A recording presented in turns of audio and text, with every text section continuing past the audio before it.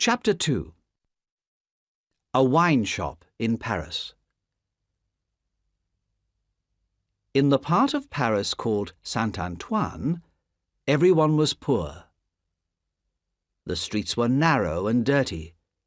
The food shops were almost empty. The faces of the children looked old already because they were so hungry.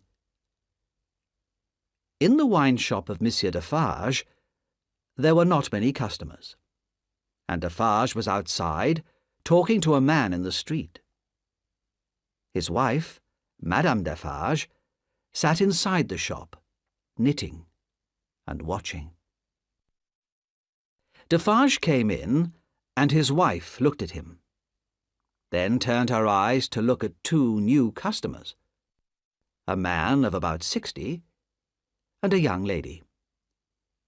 Defarge went over to speak to them, suddenly kissed the young lady's hand, and led them out of the back of the shop. They followed him upstairs, many stairs, until they reached the top. Defarge took a key out of his pocket. "Why is the door locked?" asked Mr. Lorry in surprise. "He is a free man now." "Because he has lived too long behind a locked door," replied Defarge angrily. "He is afraid if the door is not locked. That is one of the things they have done to him."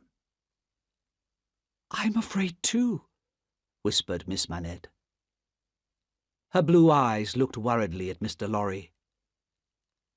"I am afraid of him, of my father." Defarge made a lot of noise as he opened the door. Mr. Lorry and Lucy went into the room behind him. A thin, white-haired man was sitting on a wooden seat. He was very busy making shoes. "Good day," said Defarge. "You are still working hard, I see." After a while they heard a whisper. "Yes, I am still working." "Come," said Defarge. "You have a visitor. Tell him your name." "My name," came the whisper. 105, North Tower." Mr. Lorry moved closer to the old man. "Dr. Manette, don't you remember me? Jarvis Lorry?" he asked gently. The old prisoner looked up at Mr. Lorry, but there was no surprise, no understanding in his tired face, and he went back to work making shoes. Slowly, Lucy came near to the old man. After a while he noticed her. "Who are you?" he asked. Lucy put her arms around the old man and held him, tears of happiness and sadness running down her face. From a little bag, the old man took some golden hair. He looked at it, and then he looked at Lucy's hair. "It is the same. How can it be?" He stared into Lucy's face.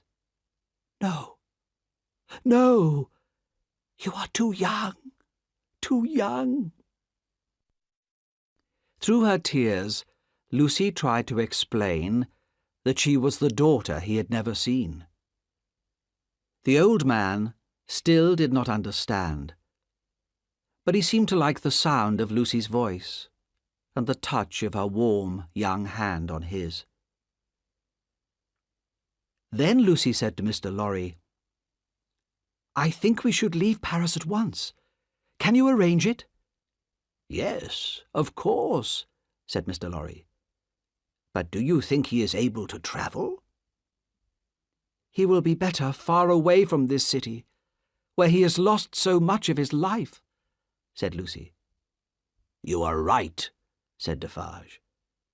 "And there are many other reasons why Dr. Manette should leave France now.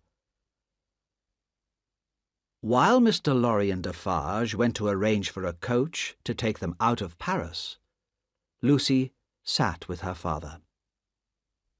Exhausted by the meeting, he fell asleep on the floor, and his daughter watched him quietly and patiently until it was time to go.